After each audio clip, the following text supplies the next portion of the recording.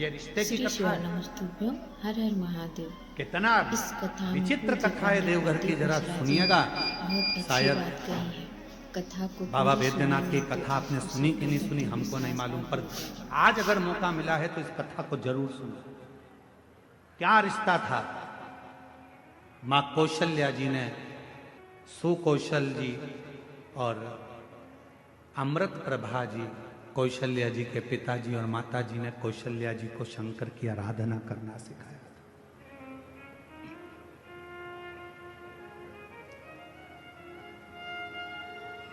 कौशल्या मैया शिव जी की आराधना में ली। कहते हैं आनंद रामायण वर्णन करती है कि कौशल्या मैया 1 मिनट भी शंकर की भक्ति के बिना रह नहीं पाती थी। भाव की इतनी शुद्धता थी मां कौशल्या जी की। फिर वही बात आ गई, रावण ताव से शिव जी को भजता था और कौशल्या जी भगवान शंकर को भाव से भजती थी। भाव से, भाव से भजती। एक दिन रावण ने सभा बुलाई, सारे ग्रहों को बुला लिया, सारे देवताओं को बुला लिया। रावण की लंका में सभा लगी हुई है, बड़े बड़े देवता बैठे हुए हैं, ग्रह बैठे हैं, नाग, किन्नर, गंधर्व, अप्सरा, देवता, दानव, सब उस सभा में बैठे हुए थे। सब उस सभा में बैठे हुए हैं और उस सभा में चारों तरफ सब लोग बैठे हुए हैं। और उस सभा में लंकापति रावण ने ऊंची आवाज कर कर कहा कि बताओ मेरे प्राण कैसे छूटेंगे, मेरी मृत्यु कैसे होगी। बड़े बड़े विद्वान बैठे थे, बड़े बड़े सभासद बैठे थे, बहुत देवता, गंधर्व, किन्नर, अप्सरा, पशु पक्षी सब उस सभा में बैठे हैं, असुर सुर सब उस सभा में। मेरे प्राण कैसे जाएंगे बताया जाए, कैसे मरूंगा मैं बताओ। तब किसी ने नहीं बताया। रावण को क्रोध आ गया तो सबको बंदी बनाने लगा। बंदी बना, अगर नहीं मालूम पड़ा तो मैं तुम्हें बंदी बना लूंगा। तब ग्रहों में ग्रह, सारे ग्रहों ने रावण से कहा, रावण तुम्हारी मृत्यु कौशल देश के राजा सुकौशल जी की जो लड़की है कौशल्या, उन कौशल्या माता के गर्भ से एक बड़ा विद्वान, शूरवान एक पुत्र पैदा होगा, जन्म लेगा। उस बेटे के द्वारा तुम्हारे प्राण छूटेंगे। अब तो रावण को गुस्सा आ गया। कौशल नरेश, सुकौशल की लड़की कौशल्या और कौशल्या का बेटा राम मुझे मारेगा। हाँ, रावण ने सभा को विराम दिया, अपने गुप्तचरों को बुलाया। मेरी मृत्यु नहीं होना चाहिए, उसके लिए क्या करा जाए। एक ही काम है, कौशल्या को अपने यहां ले आ। जब लंका में माता कौशल्या आ जाएगी, कौशल्या अगर लंका में पहुंच गई तो उसकी कोई संतान नहीं होगी, संतान नहीं होगी तो तुम मरोगे नहीं। रावण ने उसी समय पर अपनी सेना तैयार कर कर कौशल राज्य में पहुंच गया और सुकौशल राजा के पास जाकर रावण ने हाथ जोड़कर प्रणाम किया। रावण उस समय पर शिव की आराधना नहीं करता था। बाबा वैद्यनाथ की कथा चल रही है, जरा सावधानी से सुनिएगा।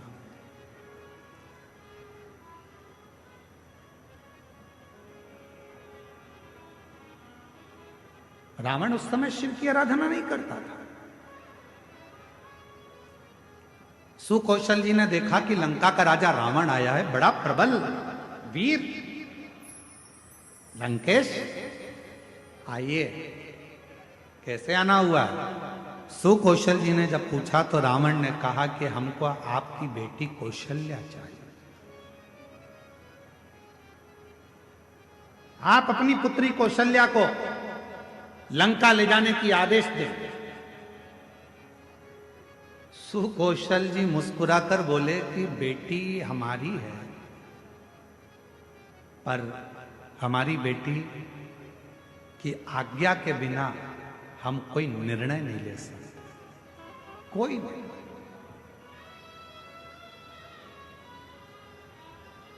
मेरी बेटी की आज्ञा के बिना मैं कोई निर्णय नहीं ले सकता। विचार किया। रावण ने पूछा तुम्हारी बेटी कहां है? सुकौशल जी बोले बस शंकर की भक्ति करती है तो अभी शिवालय से आ रही होगी।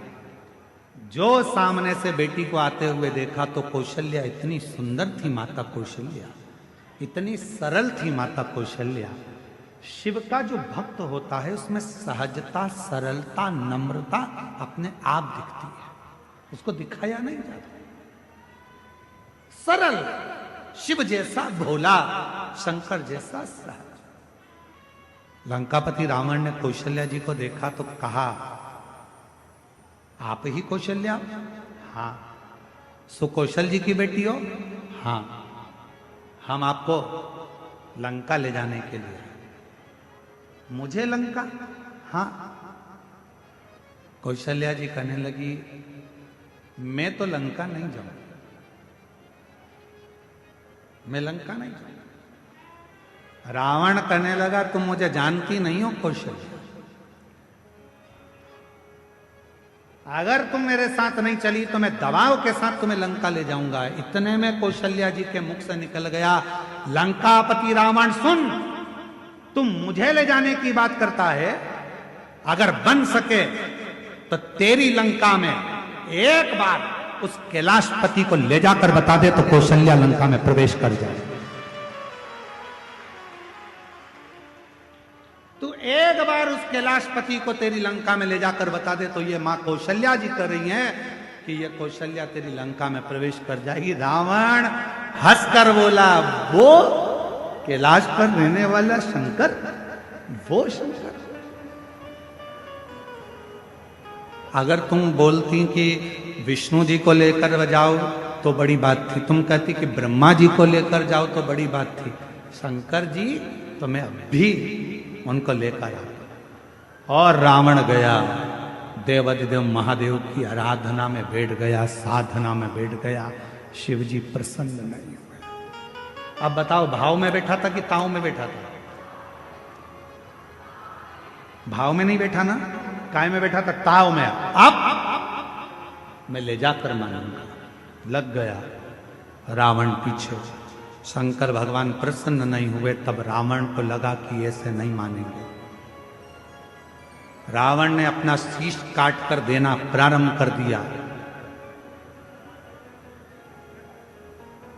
9 शीश कट गए रावण के, 10वां शीश था। शिव जी सामने आकर खड़े हो गए। रावण क्या चाहिए तुझको? रावण कहता है बाबा मैं तुम्हें लेने आया हूं, तुम मेरे साथ लंका चलो।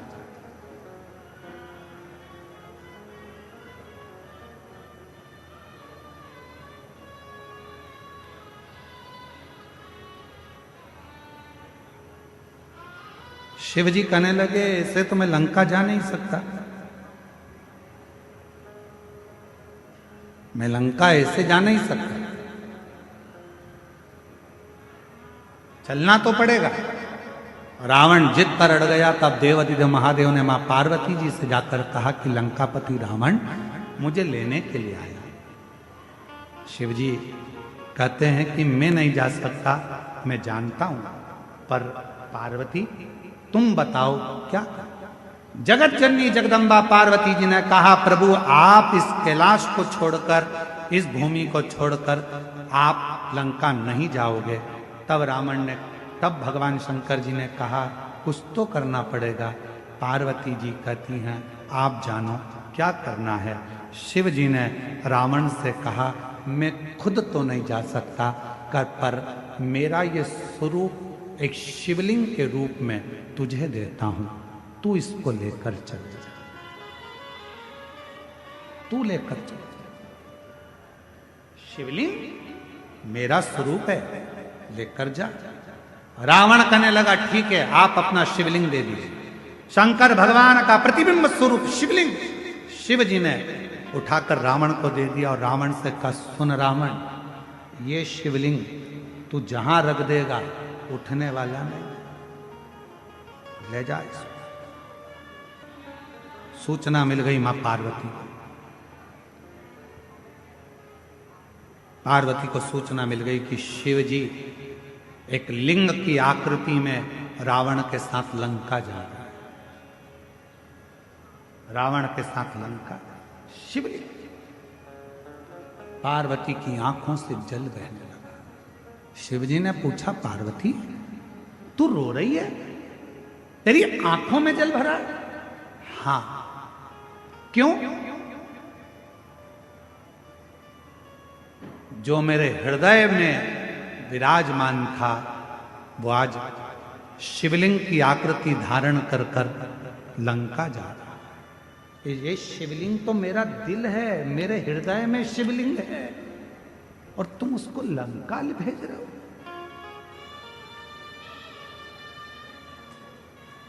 शिव जी मुस्कुराने लगे, पार्वती जी, प्यार अगर पक्का होता है तो कोई जा नहीं सकता। बस इतना शंकर जी ने कहा और पार्वती जी समझ गई। पार्वती जी ने गणेश जी को बुलाया, गणेश शीघ्र आओ। गणेश जी ने कहा, मां आज्ञा करिए। गणेश जाओ, एक ग्वाले का रूप रख लो, तुम्हारा नाम होगा बेजू ग्वाला, और बेजू ग्वाला का रूप रखकर रास्ते में जाना। रावण संध्या करने के लिए रुकेगा, शिवलिंग तुम्हारे हाथ में देगा, थोड़ी देर उसके सामने पकड़ कर रखना, थोड़ी देर बाद जमीन पर रख देना। और सुनो गणेश, इस शिवलिंग को मैं बताऊंगी वहां रखना। जी मां, आज्ञा आपकी। रावण संध्या करने के लिए रुका, सोचा कि इस शिवलिंग को कहां रखूं। गणेश जी ग्वाले का रूप रखकर डंडा हाथ में लेकर घूमते फेटा बांध कर आ गए। ओ महाराज क्या बात है? महाराज कहने लगे, मुझे संध्या करना है, ले ये शिवलिंग को पकड़ ले, जमीन पर मत रखना। ठीक है, मैं अब भी आया हूं संध्या कर कर। जो गणेश जी के हाथ में, बेजू ग्वाले के हाथ में शिवलिंग दिया। गणेश जी ने मां से पूछा, मां आप बताओ शिवलिंग कहां रखूं?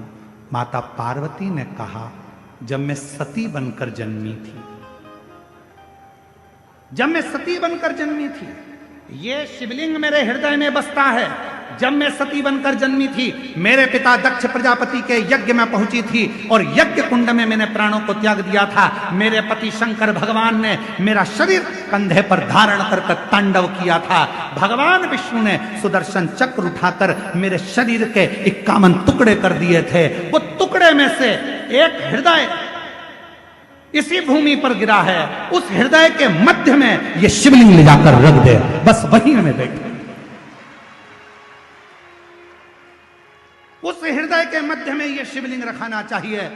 भगवान गणेश जी महाराज बेजू ग्वाला पार्वती जी के कहने पर मां सती के हृदय को ढूंढने लगा। भगवान गणेश जी समझ नहीं पाए कि माता सती का हृदय कहां है। तब गणेश जी को साधना करने में समय लग गया। मां दुर्गा भवानी पार्वती जी खुद प्रकट होकर हाथ में शिवलिंग लेकर ग्वाले के साथ जहां मां सती का हृदय धड़क रहा था, उस हृदय के मध्य में शिवलिंग को रख दिया। हृदय इतना धड़क रहा था, हृदय इतना धड़क रहा था, हृदय इतनी हाँप भर रहा था कि जो शिवलिंग बेजू ने रखा वो अंदर धसता चले गया, धीरे धीरे अंदर जाता चले गया, जाता चले गया। हृदय में शिव का वो शिवलिंग, वो प्रेम अंदर समाता चले गया। तब बेजू ने कहा, मां पूरा शिवलिंग अगर हृदय में समा जाएगा तो मां संसार के लोगों को कैसे मालूम पड़ेगा कि शिव और सती इसी जगह पर विराजमान है, एक ही स्थान पर। इसलिए मां इसको रोक दो। छोटा सा शिवलिंग बाहर रह गया, छोटा सा बाहर। पूरी दुनिया में केवल एक ज्योतिर्लिंग बाबा वैद्यनाथ ऐसे हैं जो मां सती की 51 शक्तिपीठ में से एक शक्तिपीठ जहां मां का हृदय गिरा है, उस हृदय के ऊपर शंकर भगवान का शिवलिंग विराजमान है। पूरी दुनिया में केवल एक ज्योतिर्लिंग,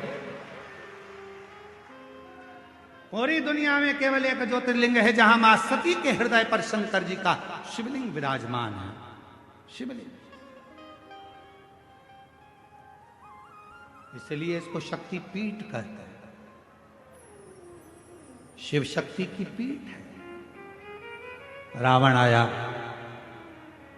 बैजू से पूछा क्यों? मैंने शिवलिंग दिया था, वो तो मैंने रख दिया, बहुत भजन था, उठ ही नहीं रहा था। रावण को गुस्सा आया, मारने के लिए दौड़ा, बैजू भाग गए। बताओ, तूने मेरा शिवलिंग रख दिया। अब तो रावण को क्रोध आ गया, मतलब कौशल्या के गर्भ से बालक जन्मेगा और मुझे मारेगा, उससे पहले इस कौशल्या को तो मैं कहीं ना कहीं छुपा दे। रावण गया, माया रची और कौशल नरेश की नगरी में प्रवेश कर कर सुकौशल राजा की राज्य में कौशल्या मैया तो सो रही थी और रावण ने उस कौशल्या मैया को उठा लिया। रावण ने कौशल्या मैया को उठाया, एक पेटी में बंद कर दिया। एक पेटी में बंद कर कर उस पेटी को किसी को पता ना चले तो समुद्र में गया। समुद्र में जाकर एक बड़े महामत्स्य को देखा, बड़ी मछली को देखा और मत्स्य से कहा, महामत्स्य मुख खोल। महामत्स्य ने मुख खोला, रावण ने उसके मुख में वो पेटी रख दी और मत्स्य से कहा, तू समुद्र में घूमता रहे।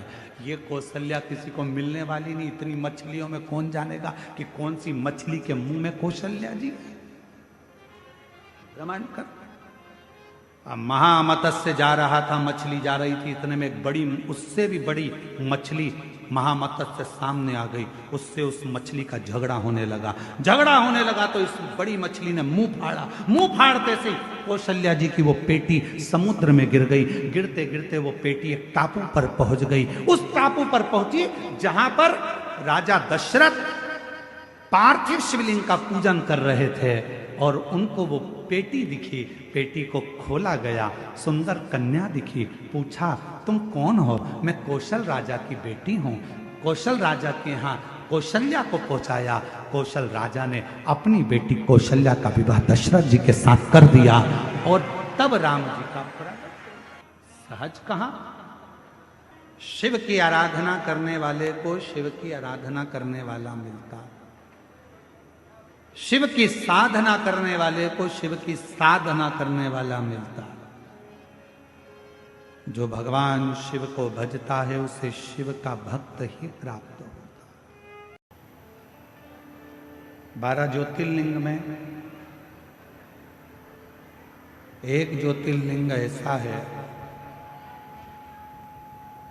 बाबा वैद्यनाथ, जहां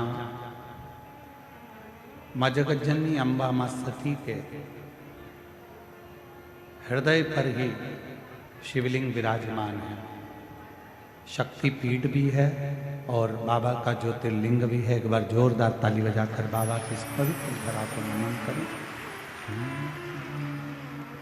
तेरी कृपा बिना न हिले एक लेते हैं श्वास तेरी कृपा से तनु तनु।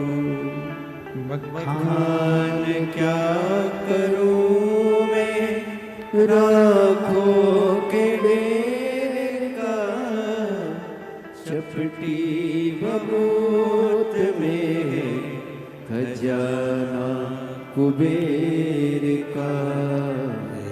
गंगा मुक्ति द्वार ओंकार तू, भोले ओंकार तू।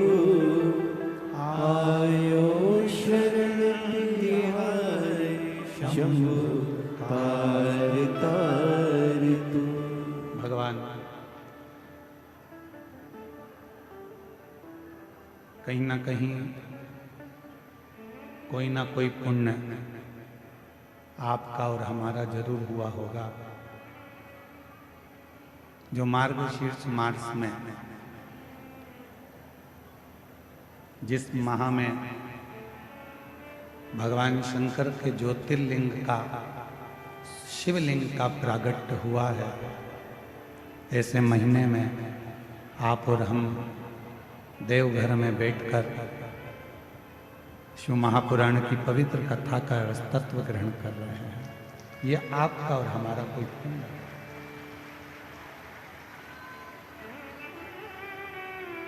एक मानव का शरीर मनुष्य की देह मिल जाए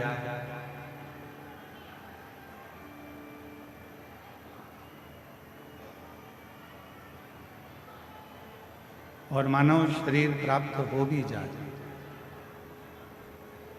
और मान लो उस मानव शरीर में हम शिव भक्ति से अगर दूर हैं तो इस संसार में बार बार हमको जन्म लेना पड़ता है।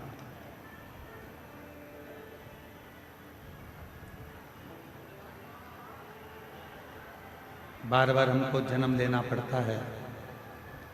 पुनरपि जननम पुनरपि मरणम के इस प्रपंच में हमें पढ़ना पड़ता है। मृत्यु सागर में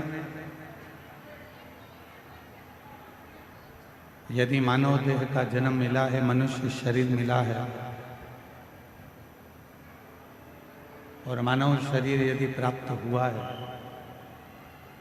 और उस मानव शरीर में यदि भगवान शिव की अविरल भक्ति आपको और हमको मिल जाए तो समझना कि हमारा मानव जीवन लेना सार्थक हो गया।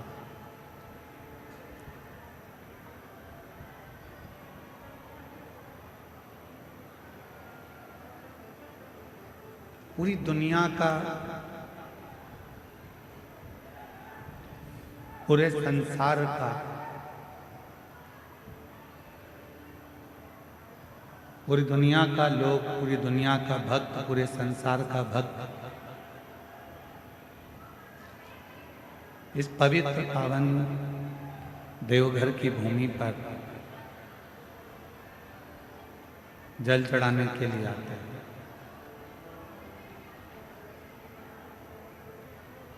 और देवघर की भूमि पर जब जल चढ़ाने के लिए आते हैं तो पूर्ण भरोसा, पूर्ण विश्वास, पूर्ण श्रद्धा के साथ आता है। कल एक पत्रकार महोदय देवघर के प्रश्न किए कि सुल्तानगंज से जल भरकर लोग देवघर तक आते हैं और लाखों लाखों भक्त रोज शिवजी को जल चढ़ाते हैं। आप उनको किस दृष्टि से देखते हैं?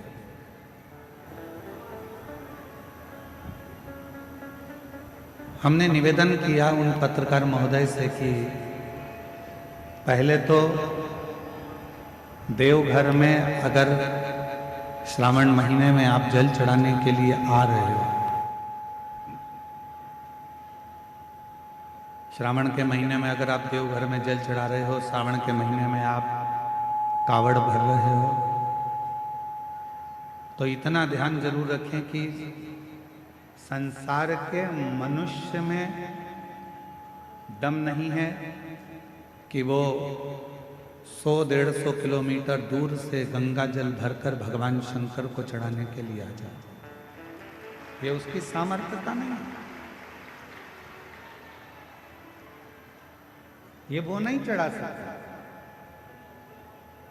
हमको लगता है कि मनुष्य जल चढ़ाने के लिए आया है, पर जब वो गंगा का जल अपने कंधे पर रखकर बोल बम बोलते हुए जब चलता है तो वो मनुष्य नहीं रहता, 33 कोटि देवता स्वयं गंगा का जल लेकर बाबा को चढ़ाने के लिए।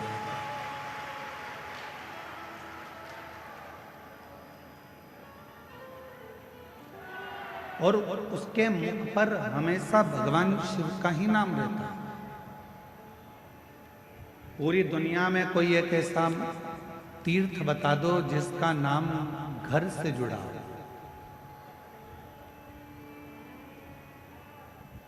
पूरी दुनिया में ऐसा कोई तीर्थ नहीं है जिसका नाम घर से जुड़ा हो।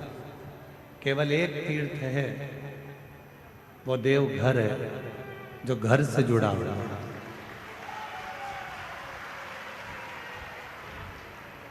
और इस स्थान का नाम भी भगवान शंकर का धाम है, भगवान शिव का धाम है, तो यहाँ का नाम तो बाबा घर होना था, यहाँ का नाम तो बाबा के नाम पर होना था। पर यहाँ का नाम क्या है? बाबा घर नहीं है। यहाँ क्या नाम है? जम के बोलो, देवघर। देवघर मतलब 33 कोटि देवताओं का यदि कोई घर है तो वो ये देवघर है, बाबा का स्थान। ये देवघर की पवित्र धरा।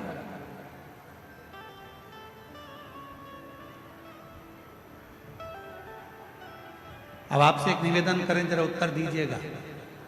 मेरी झारखंड की जीजियों, मेरे बिहार के जीजाओं, मेरी बंगाल की बहनों,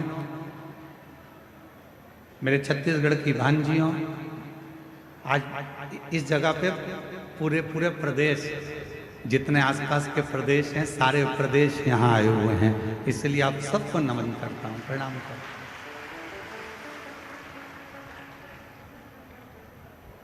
घर किसको कहते हैं?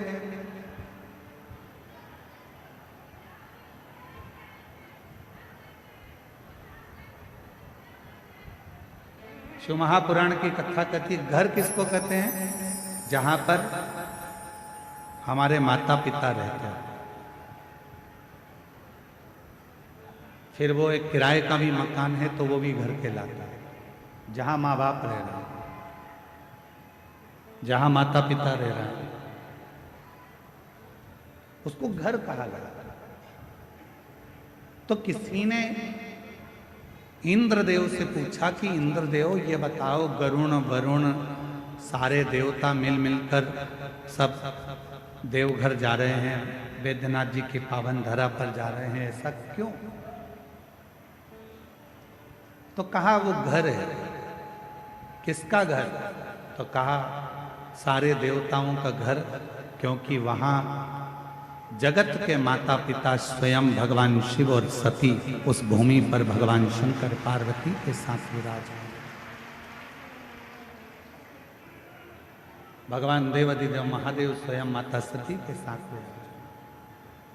और तेरी कृपा बिना ना हिले एक वीणु लेते ही श्वास तेरी कृपा से तनु तनु। बखान क्या करूं मैं राहों के ढेर का, चपटी भभूत में है खजाना कुबेर का। हे गंगाधर मुक्ति द्वार ओमकार तू, भोले ओमकार तू। आयो शरण तिहारी शंभु तार तार तू। शिव कथा कह रहे हैं। जिस पवित्र धरा पर स्वयं देवता भी आने को तरसते हो, ऐसी धरा पर आप और हम बैठकर शिव महापुराण की कथा का लाभ ले रहे हैं। और ये कथा कोई साधारण नहीं है।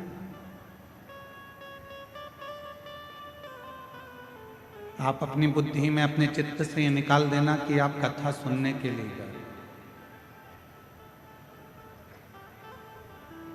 आप अपने विवेक से ये निकाल देना कि हम शिव महापुराण की कथा सुनने के लिए देवघर गए। आप अपने विवेक में ये रखना कि हम देवघर में कथा सुनने के लिए नहीं, हम देवघर में अपने पिता से अपने मन की बात करने के लिए इस भूमि पर आ रहे हैं। अपने बाप से, अपने पिता से जो बात करना है, हमें यहाँ बैठकर 7 दिवसीय शिव महापुराण की कथा में अपने जीवन को सार्थक बनाने का प्रयास करना।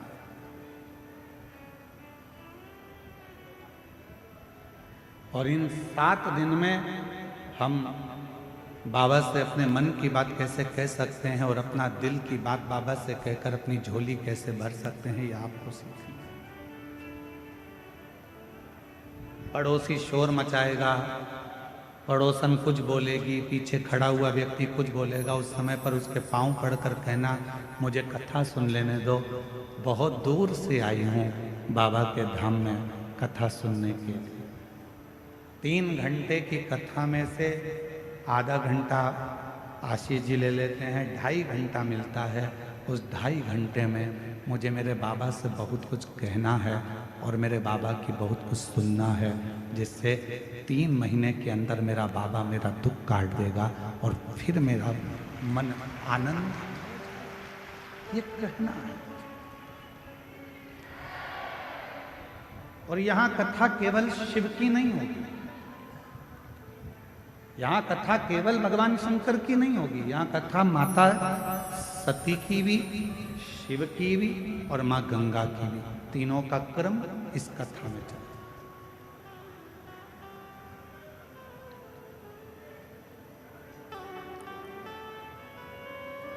अरे भाई,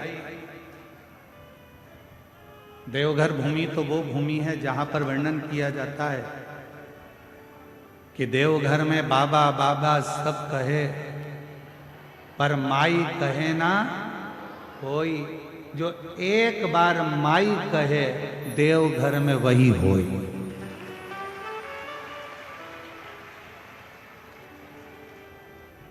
सारे ज्योतिर्लिंगों का दर्शन करिएगा, वहां पर जब पूजन होती है तो सीधे शंकर जी के ऊपर जल चढ़ाया जाता है, शिव जी के ऊपर बेलपत्र चढ़ाई जाती है, शिव जी के ऊपर दूध चढ़ाया जाता है, शिव जी के ऊपर पंचामृत चढ़ाया जाता है, शिव जी के ऊपर दही, शहद, घृत, शक्कर सब शिव जी पे चढ़ाई जाती है। केवल बाबा देवघर की भूमि ऐसी है कि शंकर जी पे चढ़ने से पहले जो जलाधारी है, जहाँ माँ सती विराजमान है, सती माता का हृदय विराजमान है, उस जगह पर पहले चढ़ाया जाता है, उसके बाद बाबा देवाधिदेव महादेव को चढ़ाया जाता है, फिर शिव जी को चढ़ाया।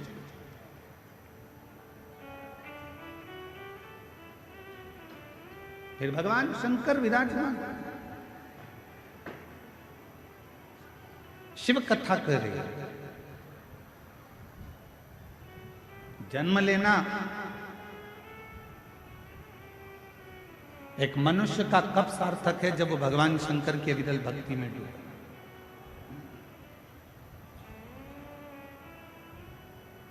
देवराज नाम का ब्राह्मण के घर में जन्म जरूर ले लिया, पर ब्राह्मण कर्म से दूर रह गए।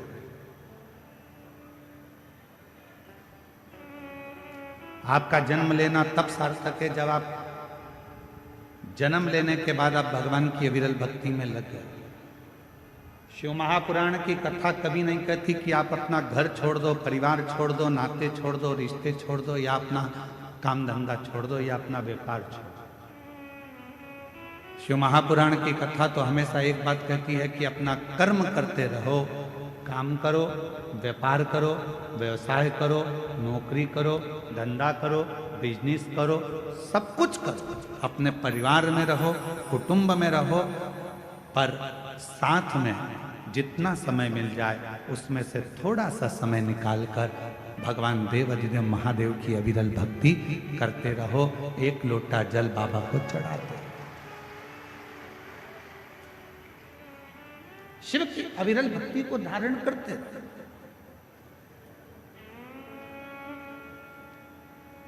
बाबा देवाधिदेव महादेव की अविरल भक्ति को धारण करते।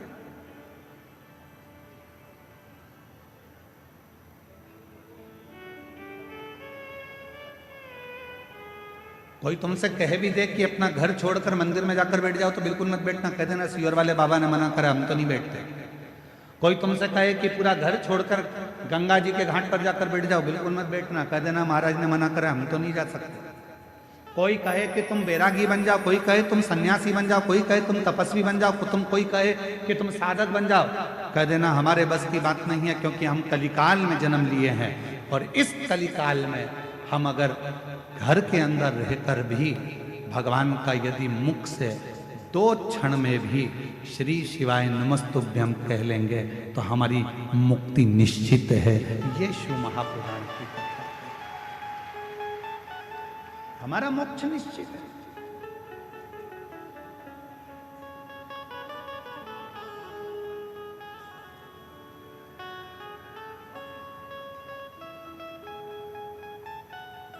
एक सोशल मीडिया पर, यूट्यूब पर, सोशल मीडिया पर, मोबाइल पर ज्ञान देना सरल है, पर उस ज्ञान को अपने अंदर उतारना बड़ा कठिन है।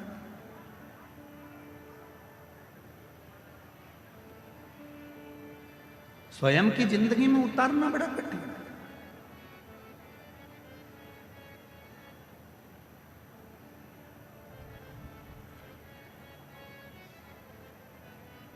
कई लोग कहते हैं शांति रखो, शांति रखो, शांति रखो, पर अपने अंदर ही शांति नहीं आ पाती।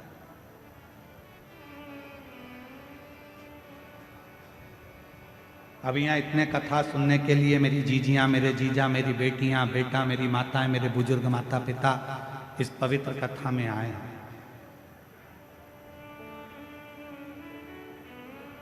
10 तारीख से आप सब ने अपनी अपनी जगह संभाल ली।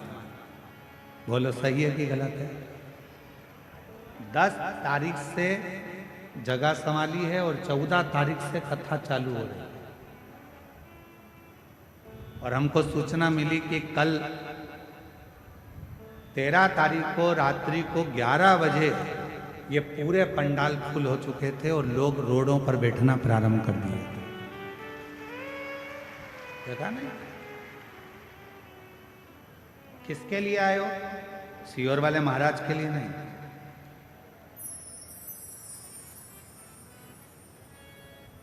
आप किसी व्यक्ति और विशेष के लिए नहीं आए। आप आए हो शंकर भगवान को अपने मन की बात कहने के लिए और शिव जी का वर प्राप्त करने के लिए। सीहोर वाला महाराज आपको कुछ नहीं देगा।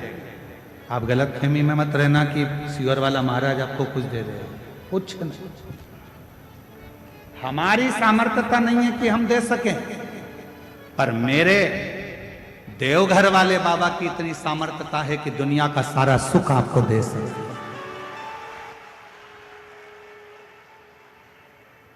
मेरे भोले बाबा की वो सामर्थ्यता है कि कोई आया खाली नहीं गए।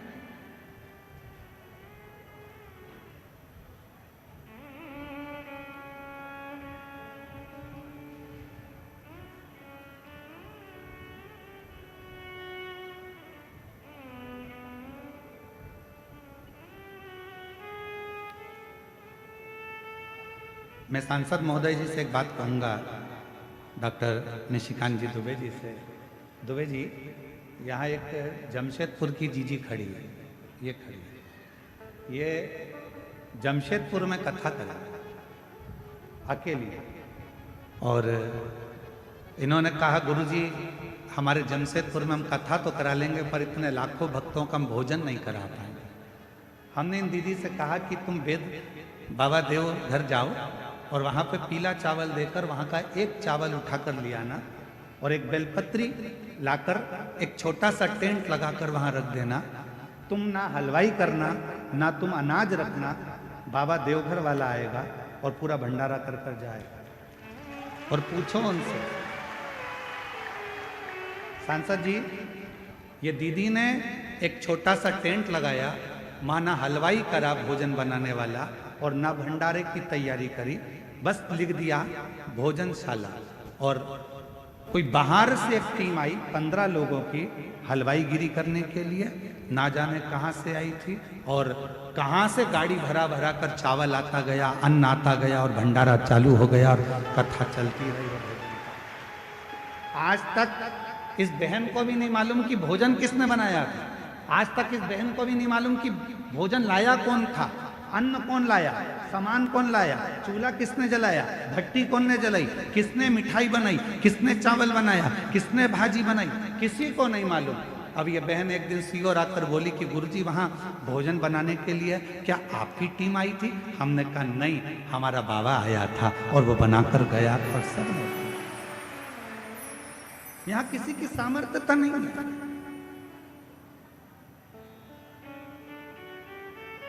करता वही है, आप और हम तो केवल एक निमित्त मात्र हैं। और ये हमारी और आपकी केवल एक निमित्तता है।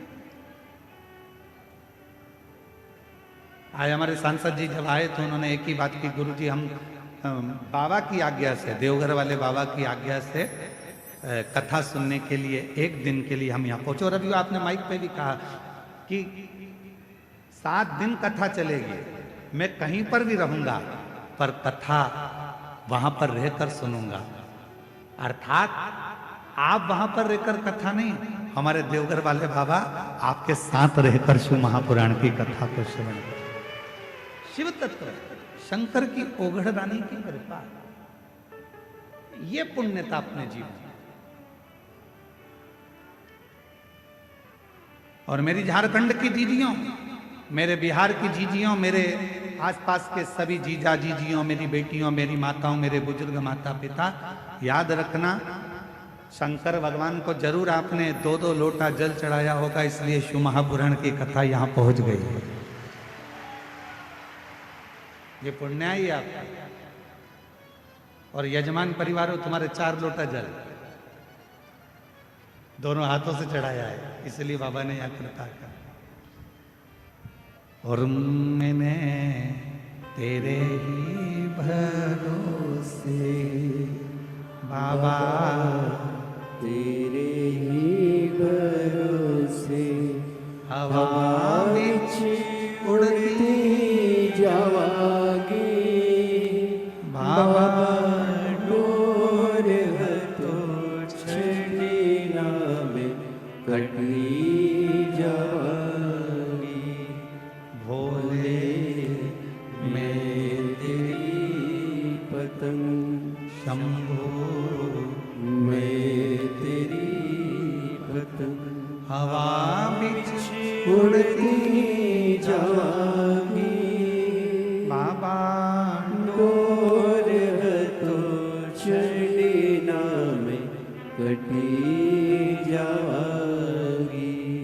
इस कथा के सुंदर आनंद में अपने मन को, चित्त को हृदय से लगाने का प्रयास करें। देवराज नाम का ब्राह्मण, ब्राह्मण कुल में जन्म लेकर भी ब्राह्मण कर्म नहीं करता।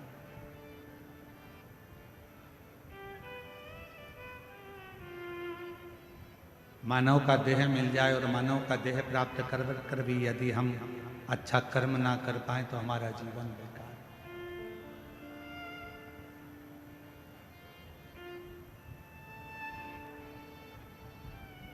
प्राप्त तो हो गया मानव का शरीर, पर वो शरीर तो मिल गया, पर वो शरीर का सदुपयोग तो करें हम।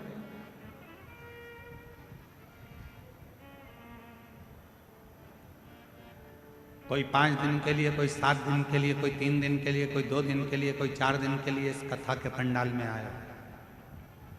केवल कथा के पंडाल में ना रहकर देवघर बाबा के दर्शन भी करो, कथा भी सुनो, प्रणाम भी करो, नमन भी करो और उससे विनय भी करो। सेवा करने का मौका मिल जाए तो सेवा भी करो।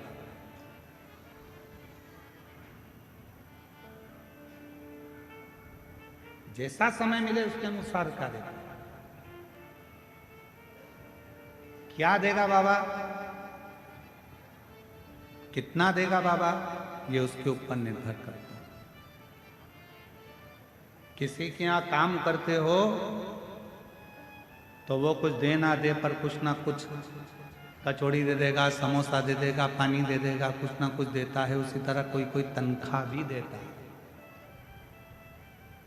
और देवघर में आए हो और अगर आप इस कथा के पंडाल में या आए हुए शिव भक्तों की सेवा करते हो तो मेरा बाबा तुमको भी कुछ ना कुछ तनख्वाह में देगा जरूर, खाली नहीं देगा। देख, देवराज ब्राह्मण अपने परिवार का भरण पोषण करता है, वहां तक तो ठीक है कि उसके परिवार में सब कुछ है, पत्नी भी है, बच्चे भी हैं, माता पिता भी, सब कुछ देवराज नाम के ब्राह्मण के घर में सब कुछ।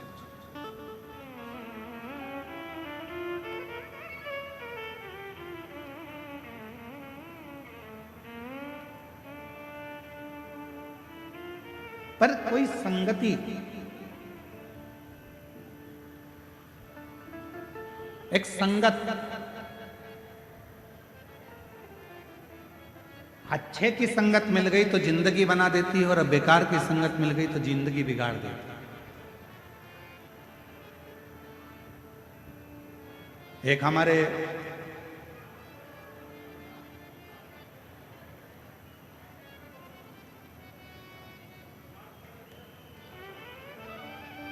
भगवान शिव की एक परम रसमय आनंदमय एक चरित्र आता है।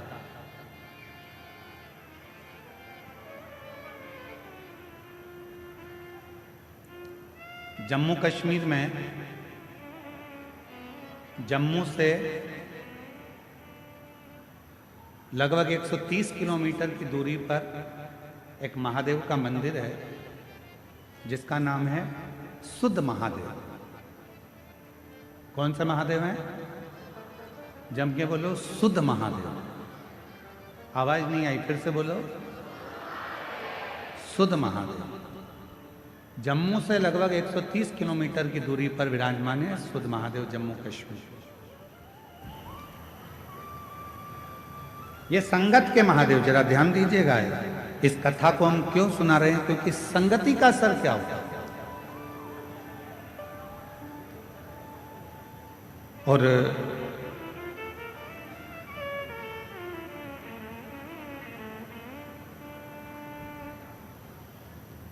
जिस जगह पर यह शुद्ध महादेव विराजमान है, इसी भूमि पर मां पार्वती जी भगवान शंकर को पति बनाने के लिए बाल्यावस्था में तप करते थे।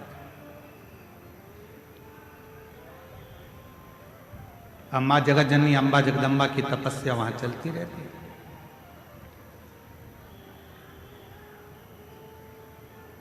वहां पर एक सुधात नाम का असुर था,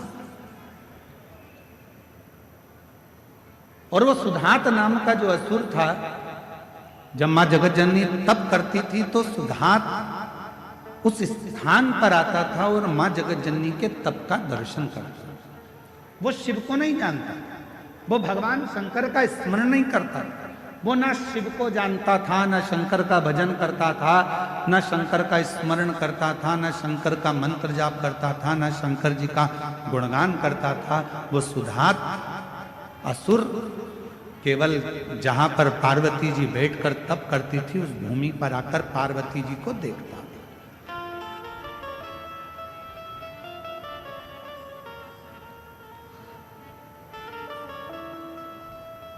मां जगतजननी अपनी बाल्यावस्था में शिव भक्ति में लगी, भगवान शंकर की अविरल भक्ति धारण कर रहे हैं।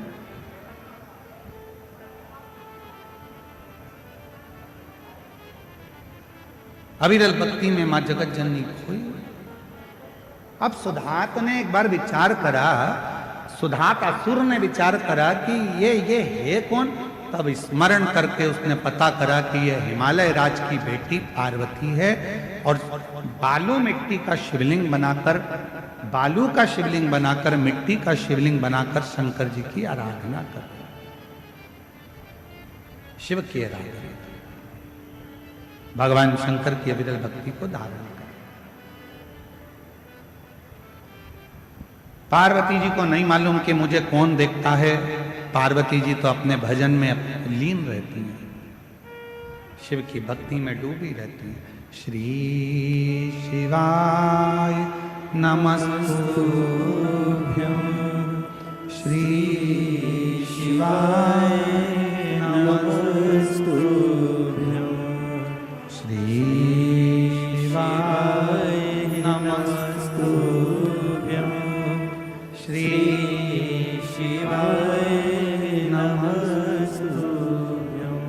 पार्वती जी अपनी अलमस्ती में भगवान की आराधना कर रहे हैं। उन्हें नहीं मालूम। जो कथा सुनने के लिए आता है वो ये नहीं देखता कि मैं आगे बैठा हूं कि पीछे बैठा हूं कि राइट में बैठा हूं कि लेफ्ट में बैठा हूं।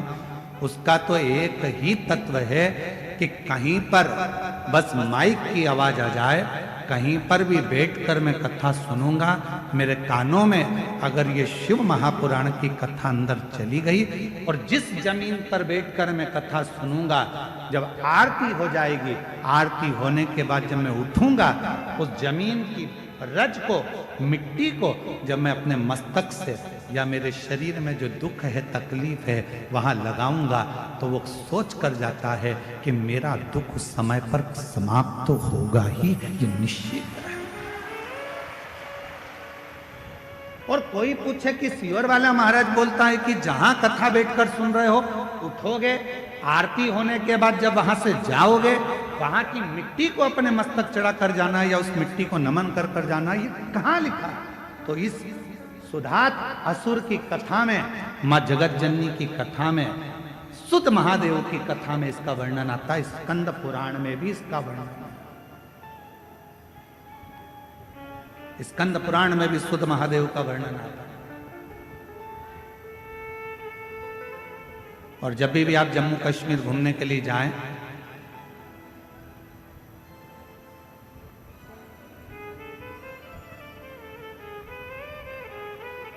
तो सुध महादेव का दर्शन करने जरूर जाएं। जम्मू से 130 किलोमीटर की दूरी सुध महादेव। संगत का असर किसको कहते हैं? जहां बैठकर आप भगवान शंकर के विरल भक्ति को धारण कर रहे हो, जहां बैठकर भगवान शंकर का मंत्र जाप कर रहे हो, जहां बैठकर शिव नाम ले रहे हो, जहां बैठकर भगवान शंकर का गुणगान कर रहे हो, उस मिट्टी की मूलता कितनी है? उस मिट्टी की एक पत्र है, अच्छा है।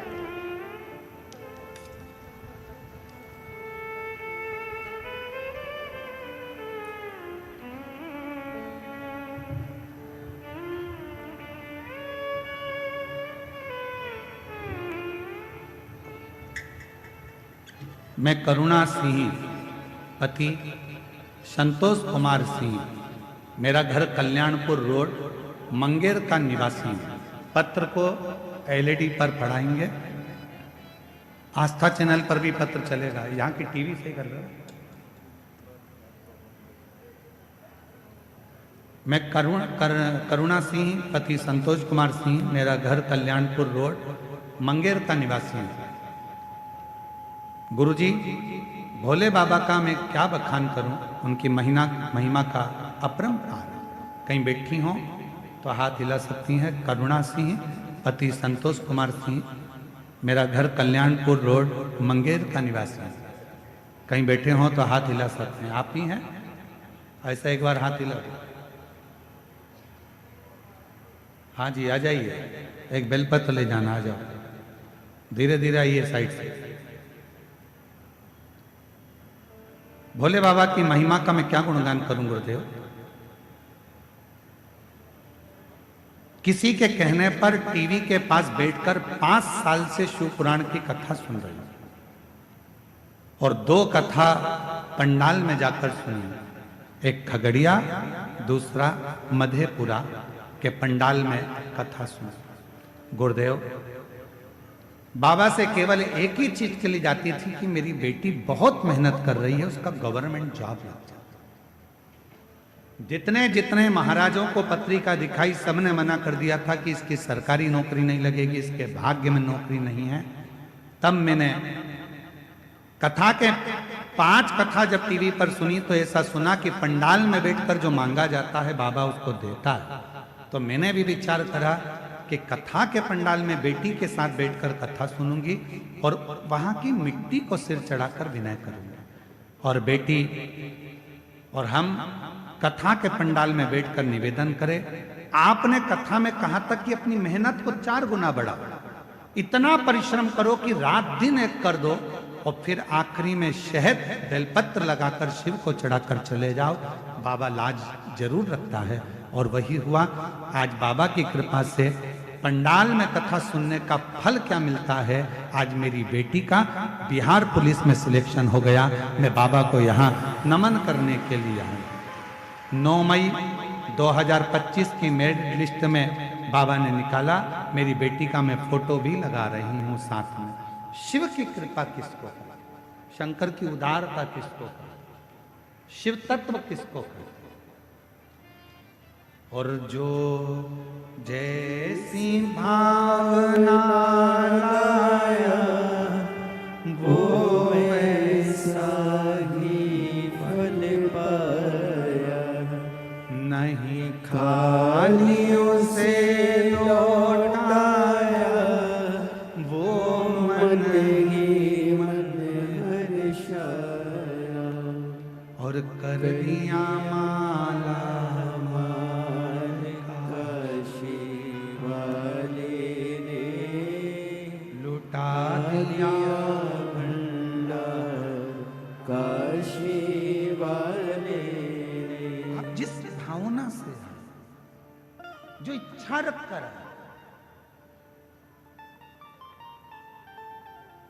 शुद्ध महादेव की कथा कर रहे हैं। सत्संग, अच्छी संगति, बुरी संगति का असर कैसे होता है, संगत का असर कैसे होता है, ये महादेव की कथा बताती है। पार्वती जी बैठकर भगवान शिव की आराधना करती हैं, साधना करती हैं। और मां पार्वती जी जब भगवान देवाधिदेव महादेव की आराधना साधना कर कर उठ जाती हैं। आज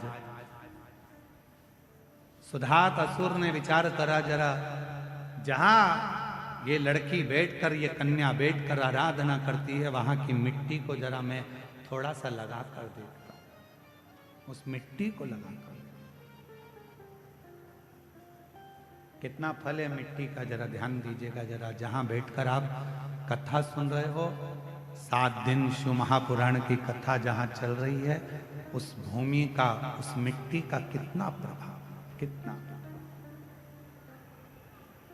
कितना फल उसमें, जरा विचार। सुधात असुर जहां पार्वती जी बैठकर भगवान शिव की आराधना कर रही थी, वहीं पर उस मां पार्वती जी के उठने के बाद वहां की मिट्टी को सुधात असुर ने अपने तन पर लगाया, अपने तन पर। और जैसे ही सुधात असुर ने अपने तन पर लगाया, उसको कुछ परिवर्तन सा लगा। उसके जीवन में उसको परिवर्तन सा लगा।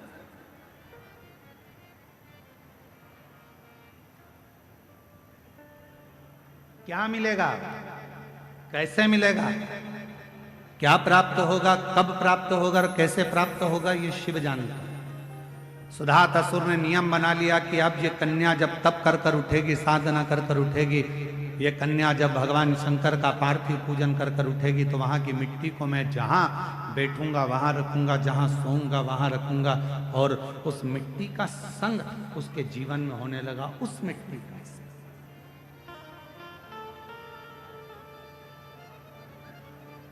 वो मिट्टी उसके संगति को बदलने लगी। संगत का असर किसको कहते हैं? एक लोटा जल जिसके घर से निकल कर जाता है शिवालय तक, आपके घर के नजदीक में जो शंकर जी का मंदिर है, आपके घर के नजदीक में जो शंकर का शिवालय है, आपके घर के नजदीक में जो शंकर का मंदिर है, देवाधिदेव महादेव का मंदिर है, अपने घर का जल शंकर के मंदिर में ले जाकर चढ़ाओ, अपने घर का जल शिव के मंदिर में ले जाकर चढ़ाओ। पहले आप लोग मंदिर का जल उठाकर मंदिर में चढ़ाते थे, पर अब दुनिया के लोगों को मालूम पड़ गया कि अपने घर की दशा यदि महादेव को बताना है, तो जैसे सुदामा चावल लेकर कृष्ण जी के पास गए थे, उसी तरह आप भी अपने घर का जल लेकर शंकर जी के पास जाओगे तो वो जल से तुम्हारा कल जरूर बदले। बोल बम का नारा है, सारी समस्या का हल। श्री शिवाय तो वो जल तुम्हारा कल जरूर बदलेगा। आप अपने नजदीक के शिवालय तक, शंकर के मंदिर तक, भगवान शंकर की चौखट तक जब एक लोटा जल चढ़ाने के लिए जाओगे, शंकर के मंदिर में अपने घर का जल लेकर जाओगे, वो जल जो तुम्हारे घर में रखा हुआ है, वो जल, शिव महापुराण की कथा कहती है, जब हम मंदिर में जाते हैं तो पंडित जी से कहते हैं, पंडित जी चरणामत दे दीजिए। चरणामत क्यों मांगते हैं? क्योंकि मंदिर का जो जल है, आरती, पूजन, अर्चन, भजन, कीर्तन का तरंग उस जल में चली जाती है। वो जल जब हमारे अंदर जाता है तो हमें अविरल भक्ति प्रदान करता है, एक अलग से शक्ति प्रदान करता है। इसलिए हम पंडित जी से कहते हैं, पंडित जी जल दे दीजिए, चरणामृत दे दीजिए। पंडित जी जल देते हैं, हम उस चरणामृत को पीते हैं, वो जल हमें प्राप्त होता है, हम चरणामृत पीते, जल पीते।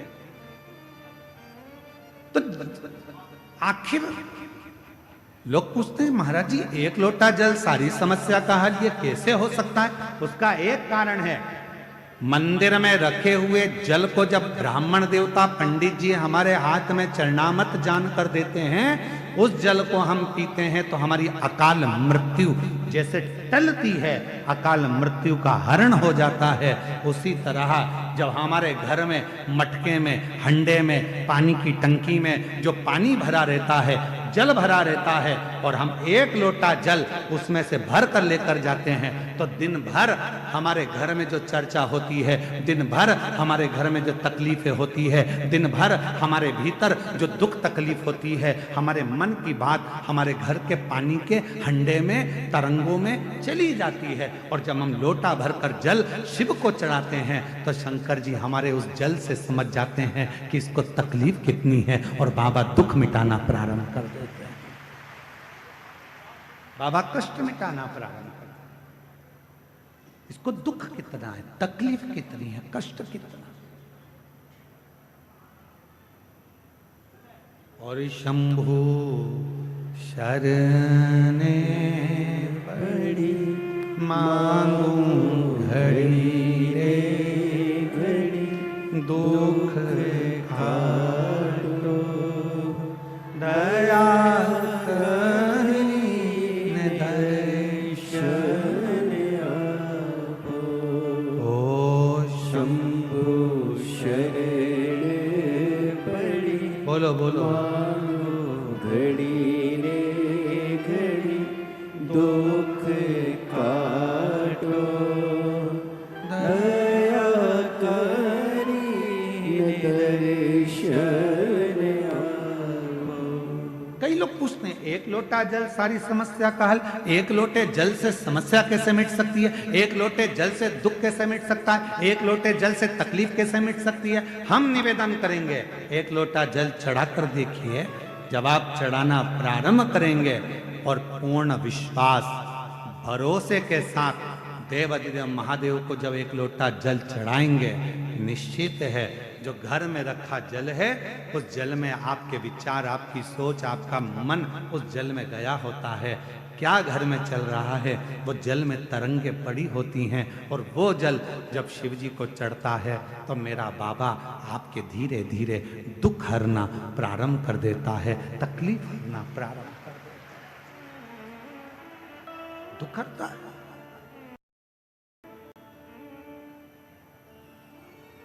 कष्ट हरता है।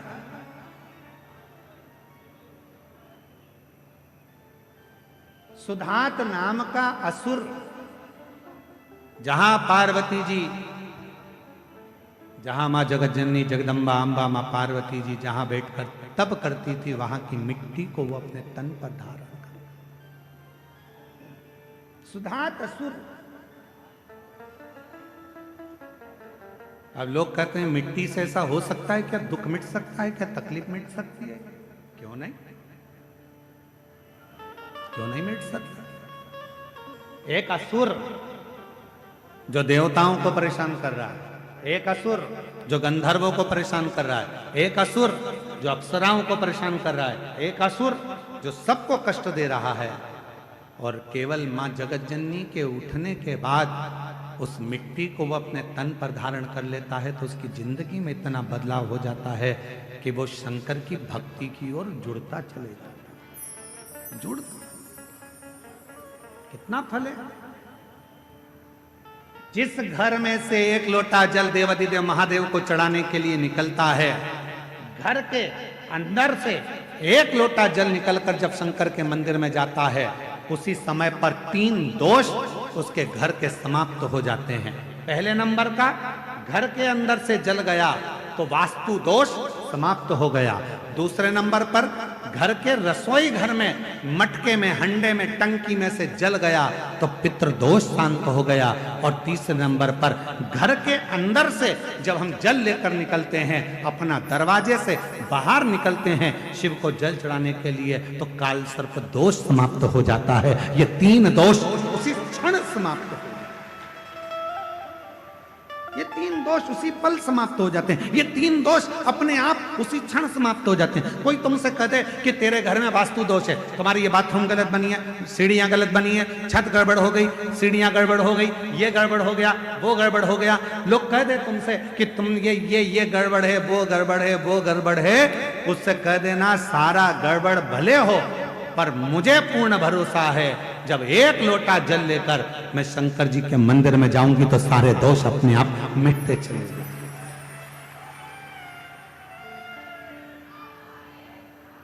ये सारे दुख मेरे समाप्त होंगे, तकलीफें समाप्त होगी, कष्ट मिटेगा।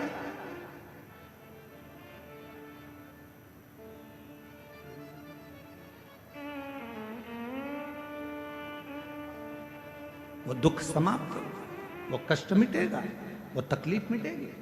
जब हम जाएंगे भगवान की शरणागति में, शिव के चरणों की ओर, भगवान शंकर की शरणागति की ओर, तो वो दुख मिटेगा। भगवान शंकर उस कष्ट को मिटाएंगे।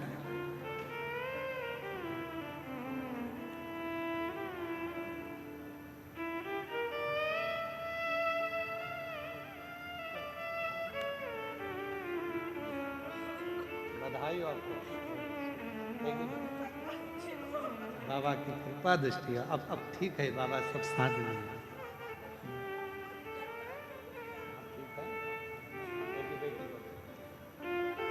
एक बार जोरदार ताली बजाओ।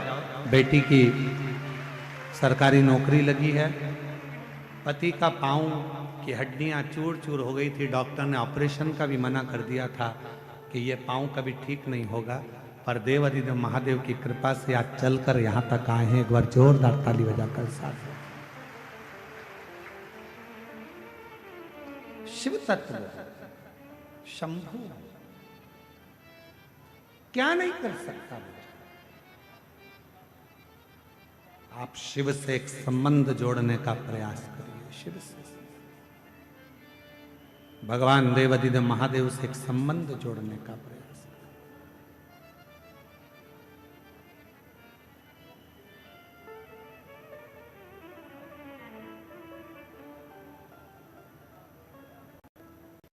मांगा है भोलेनाथ से वरदान एक,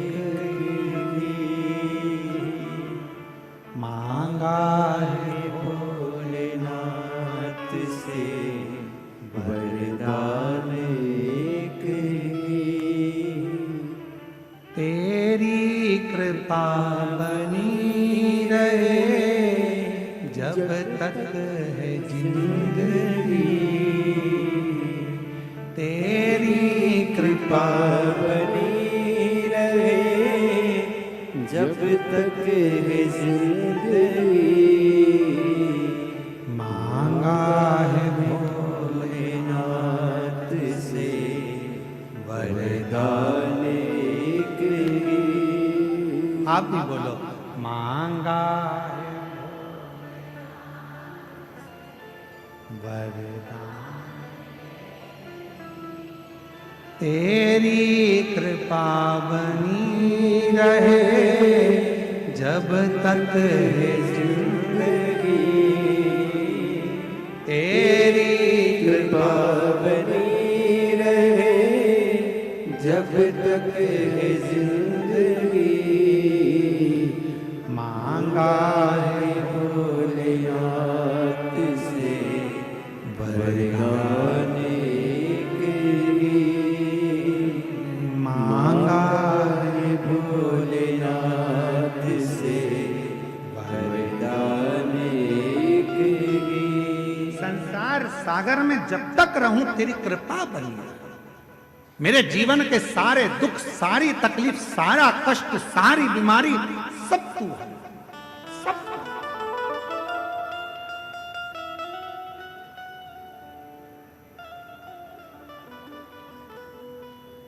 एक व्यक्ति ने कल एक प्रश्न करा, हमारे जजमानों में एक जजमान आए हुए हैं, हम अभी उनका नाम नहीं जानते। तो हम जैसे ही शाम को नीचे आए, पत्रकारों की वार्ता थी, तो उस समय पर उन्होंने प्रश्न किया, क्यों गुरुजी कलयुग में भी क्या शंकर भगवान आते हैं? तो हमने उनसे कहा वो गए नहीं तो आने का काम क्या? जो ऑलरेडी है तो उसको आना नहीं पड़ता। तो कल उन्होंने एक प्रश्न छेड़ दिया, तो हमारे मन में आया कि उनके मन में कहीं बात ना रह जाए, तो हम उनको एक बात कहेंगे, देखो कलयुग में शिव कैसे आते हैं। झांसी के पास में मौरानीपुर है, चतुर्वेदी जी तुम्हारी झांसी के पास में मौरानीपुर है, हम कभी नहीं गए वहां। और जब नैमिषारण्य जा रहे थे तो तुम्हारी झांसी से निकल कर गए थे, तो अन्न जरूर पाया था तुम्हारे यहाँ का। तो झांसी के पास में मौरानीपुर है। हमने कल्याण में ये पढ़ा है, कल्याण के अंक में हम आपको उस कल्याण अंक का नंबर भी देंगे कि कौन से अंक में हमने पढ़ा। कल्याण में हमने ये पढ़ा, गीता प्रेस गोरखपुर के, कि मौरानीपुर में, झांसी के पास मौरानीपुर है, मौरानीपुर में एक नारायण नाम का एक व्यक्ति ने उस लेख को कल्याण के अंक में लिखवाया। उसमें वर्णन किया कि मेरे दादाजी अनाज का काम करते थे, और दादाजी अनाज का काम करते थे, और मेरे दादाजी मौरानीपुर से अनाज लेते थे और उस अनाज को लेकर हाथरस में बेचने के लिए जाते। हाथरस में उनका एक दादाजी का मित्र बन गया था जिसका नाम था हीरालाल। और हीरालाल के ना तो पत्नी थी ना बेटा था, परिवार के लोग केवल उससे काम कराते थे, वो कमाई का एक स्रोत बन चुका था, अवस्था ढलती जा रही थी, परिवार के लोगों ने उसको पूछना बंद कर दिया था। एक दिन नारायण के दादाजी जब अनाज बेचने के लिए मौरानीपुर से हाथरस गए तो हीरालाल से मिले, तो हीरालाल का चेहरा उतरा हुआ था। तो कहा, सेठ जी आपका चेहरा उतरा हुआ है? हाँ, मेरा कोई है नहीं, बहुत तकलीफ है। मेरे रिश्तेदार भोजन भी देते हैं तो ताना सुनाते हैं, धन के मीत हैं सारे, करूं क्या? हीरालाल जी से नारायण के दादाजी ने कहा कि आप मेरे साथ चलो, मौरानीपुर में रहना, मेरे बेटा बहू अच्छे हैं, मुझे भी भोजन देते हैं तो तुम्हें भी भोजन देंगे। हीरालाल व्यापारी के कहने पर, नारायण के दादाजी के कहने पर मौरानीपुर आ गए। ये कलयुग की कथा है, इसी कलयुग की कथा, बहुत पुरानी नहीं, बहुत नई कथा।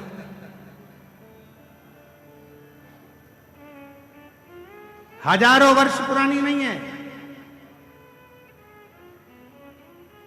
500 वर्ष पुरानी नहीं है, ये कथा मात्र 300 वर्ष पुरानी मात्र।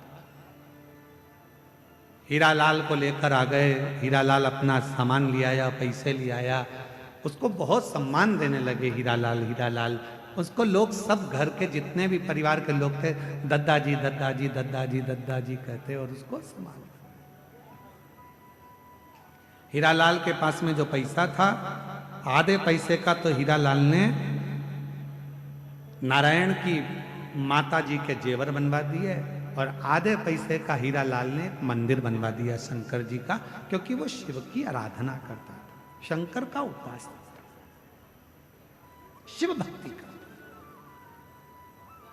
अब एक दिन अवस्था चलते चलते चलते चलते हीरालाल की आंखें चली गई और हीरालाल को दिखना बंद हो गया।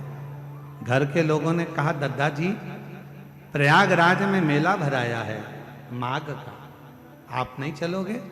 दादाजी बोले, मेरी आंख से तो दिखता नहीं है, मुझे तो एक काम करो, शंकर जी के मंदिर में छोड़ दो, मैं शिव जी को लोटा भर के जल चढ़ाता रहूंगा, तुम आ जाना, और फिर मुझको भोजन दे देना, सुबह जाओगे रात को तो आ ही जाओगे प्रयाग से, ठीक। नारायण के माता पिता दादा सब चल दिए प्रयागराज। प्रयागराज से आते आते उनको याद आया, दद्दा तो शंकर के मंदिर में बैठे होंगे, भूखे होंगे, चलो जल्दी नारायण जाओ दद्दा का हाथ पकड़ कर लाओ। नारायण दद्दा का हाथ पकड़ने के लिए जैसे ही जा रहे थे, दद्दा को देखा नारायण ने कि दद्दा की आंखों पर एक पट्टी बंधी हुई है, आंखों पर पट्टी है। नारायण ने पूछा, दद्दा तुम्हारी आंखों पर पट्टी कैसे आई? दद्दा ने कहा, लाला शंकर जी के मंदिर से मैं आ रहा था, तब एक व्यक्ति सामने आकर खड़ा हो गया। मैं उसको देखा तो नहीं क्योंकि मेरी आंखें नहीं थी, दिखता नहीं था। वो मुझसे कह रहा था, बब्बा कहां से आ रहे हो? मैंने कहा शंकर जी के मंदिर से दर्शन कर कर आ रहा हूं। वो बहुत तेज हंसा, हंसकर उसने कहा, दद्दा तुम्हें दिखता तो है नहीं, फिर शंकर जी के मंदिर में क्यों गए? दद्दा कहते हैं कि मैंने उस व्यक्ति से कहा कि मुझे नहीं दिखता तो क्या हुआ, मेरे महादेव को 3-3 आंखों से दिखता तो, मेरे बाबा को तो दिखता। दद्दा तुम्हारी आंखें नहीं है? नहीं। दद्दा तुम्हारी आंखों का इलाज करवाया? हाँ, सारे डॉक्टरों को दिखाया पर आराम नहीं लगा, सबने कह दिया तुम्हारी आंखें कभी नहीं आएगी।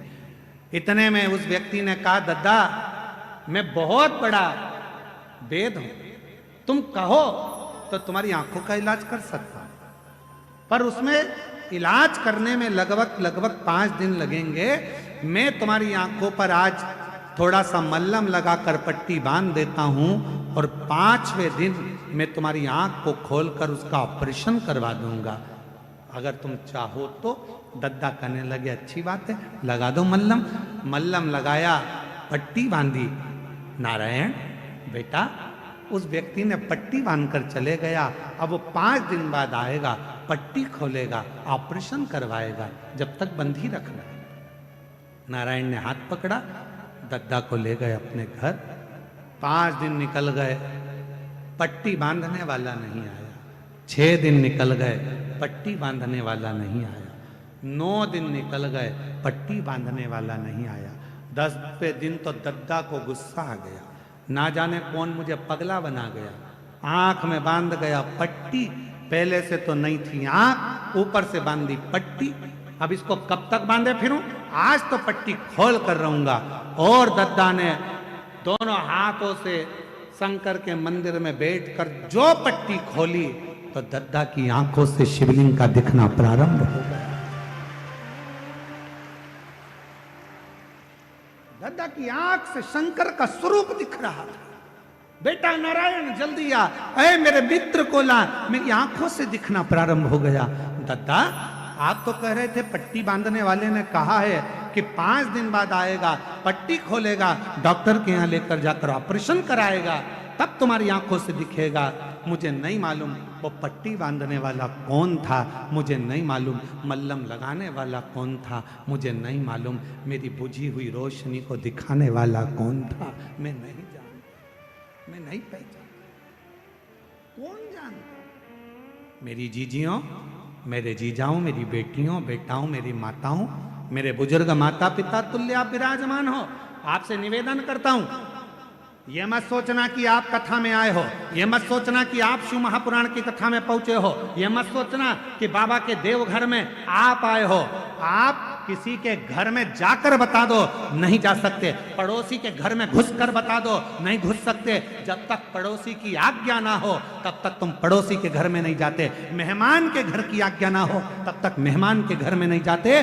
उसी तरह देवघर में भगवान शंकर का घर है, उसकी आज्ञा के बिना तुम देवघर भी नहीं आ सकते।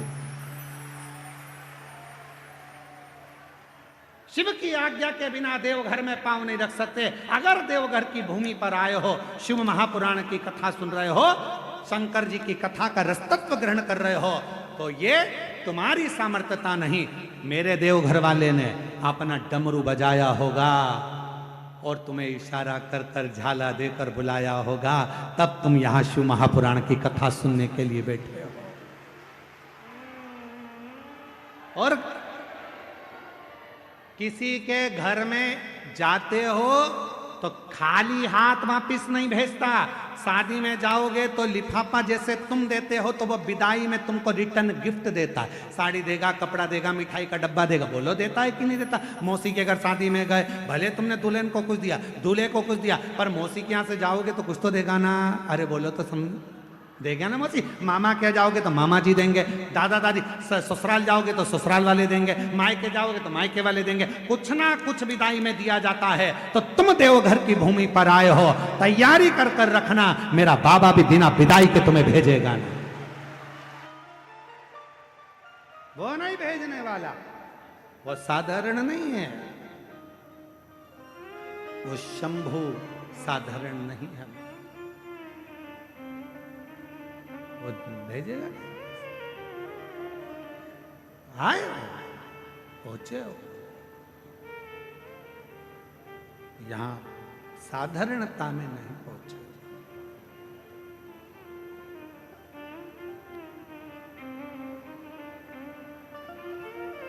वो जब देता है, देवता देते हैं पल्ला झाड़ कर और महादेव देते हैं छप्पा।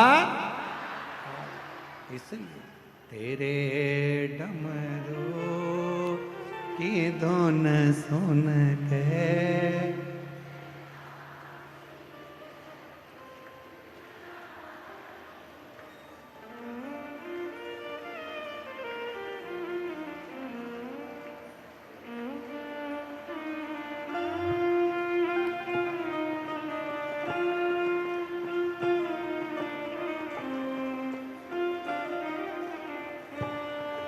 तेरे डमरू की धुन सुन के मैं काशी नगरिया हूँ। तेरे डमरू की धुन सुन के मैं काशी नगरिया हूँ। तेरे डमरू की धुन सुन के मैं काशी नगरिया हूँ। तेरे डमरू की धुन सब गाइए सब। मैं काशी नगरिया हूँ। मैं काशी नगरिया हूँ। मैं देवघर नगरिया हूँ। मैं काशी नगरिया हूँ। मैं देवघर नगरिया हूँ। मैं काशी नगरिया हूँ। मैं देवघर नगरिया हूँ। मैं काशी नगरिया हूँ। मैं देवघर नगरिया हूँ। मेरे भोले ओ बम भोले, मैं काशी नगरिया हूँ। मेरे भोले ओ बम भोले, मैं काशी नगरिया हूँ। मेरे भोले ओ बम भोले, मैं देवघर नगरिया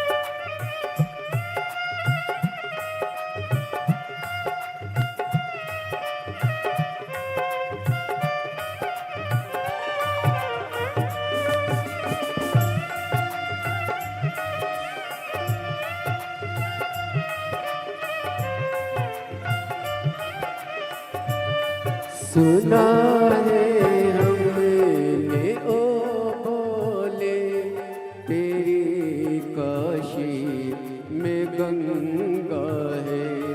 सुना है हमने ओ भोले तेरी काशी में गंगा है। सुना है हमने ओ भोले तेरी काशी में गंगा है। सुना है हमने ओ भोले तेरी काशी में गंगा है। उसी गंगा को नहाने को मैं काशी नगरी आई हूँ। उसी गंगा